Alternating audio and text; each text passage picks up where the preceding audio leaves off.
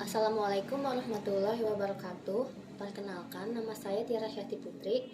Saya dari Prodi S1 Keperawatan. Tujuan saya di sini ingin mempresentasikan mengenai skizofrenia. Nomor satu yaitu tentang definisi skizofrenia.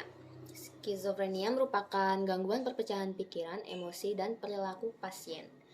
Skizofrenia merupakan sebuah kelainan pada struktur otak yang mempengaruhi pikiran, persepsi, emosi, gerakan, dan perilaku sosial tergolong dalam gangguan jiwa berat.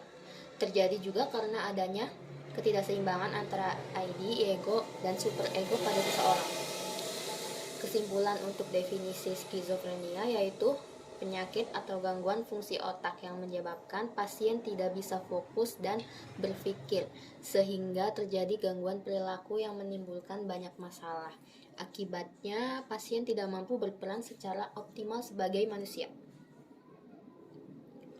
Yang kedua yaitu prevalensi. Serangan pada pria lebih cepat dibanding pada wanita. Usia puncak serangan pada pria yaitu usia mulai dari 15 tahun hingga 25 tahun. Sedangkan pada wanita yaitu 20 tahun hingga 35 tahun. Pasien di rumah sakit jiwa rata-rata berusia 25 tahun sampai 35 tahun. Dan terdapat perbedaan serangan antara pria dan wanita. Yang ketiga, etiologi. Yang pertama ada hereditas. Hereditas yaitu pentingnya faktor genetik telah dibuktikan secara meyakinkan. Resiko pada masyarakat umum 1%, pada orang tua sebesar 5%, saudara kandung 8%, dan pada anak 10%. Yang kedua itu ada lingkungan. Dan yang ketiga ada kepribadian premorbid. Faktor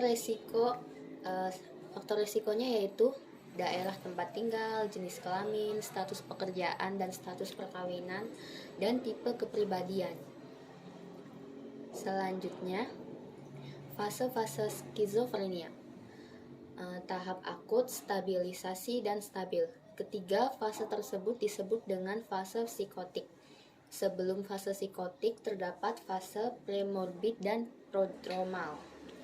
Yang pertama, tahap premorbid yaitu fungsi tubuh masih normal, masih bekerja seperti pada umumnya. Yang kedua, tahap prodromal, yaitu gejala non-spesifik berupa kecemasan, perasaan marah, sulit berkonsentrasi. Yang ketiga, tahap stabilisasi dilakukan setelah menjalankan terapi serta gejala negatif dan sisa dari gejala positif.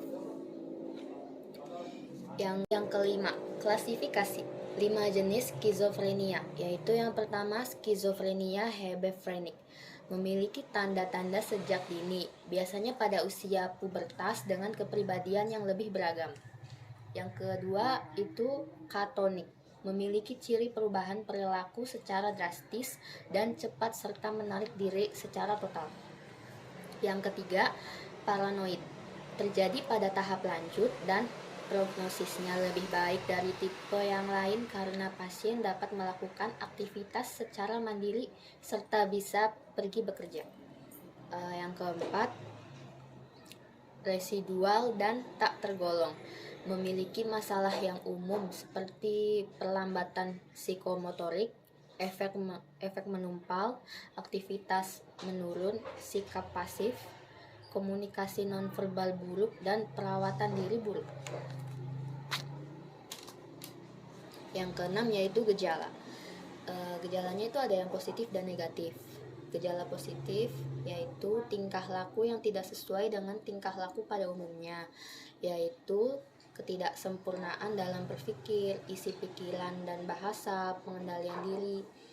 Lalu gejala yang negatifnya yaitu perilaku yang tidak sesuai ditandai dengan beberapa fungsi tubuh menjadi terbatas dalam mengungkapkan perasaan atau berbicara.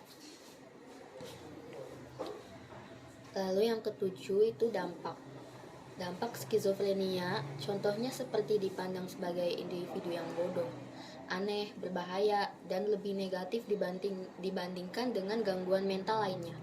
Penderita skizofrenia sering disembunyikan atau dikurung dan tidak dibawa ke rumah sakit, melainkan dibawa ke orang pintar. Dampak lainnya adalah kekambuhan seumur hidup sehingga memerlukan perawatan yang jangkanya panjang. American Psychological Association atau disingkat dengan APA menyatakan bahwa mencegah kekambuhan merupakan hal yang sangat penting. Peranan dan perilaku orang terdekat dan keluarga sangatlah berpengaruh untuk kesembuhan ataupun kekambuhan klien yang mengidap skizofrenia. Itu saja yang bisa saya sampaikan, kurang dan lebihnya mohon maaf. Terima kasih. Wassalamualaikum.